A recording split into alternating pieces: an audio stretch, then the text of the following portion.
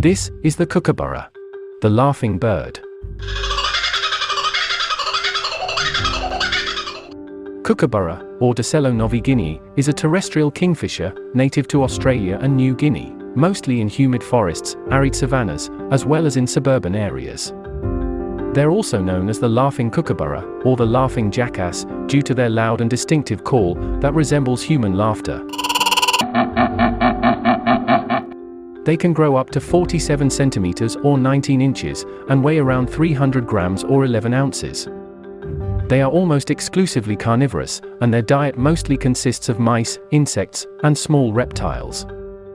Their laughing call is so iconic that it's being used widely in filmmaking, television productions, Disney theme park attractions, and even in several video games, including World of Warcraft.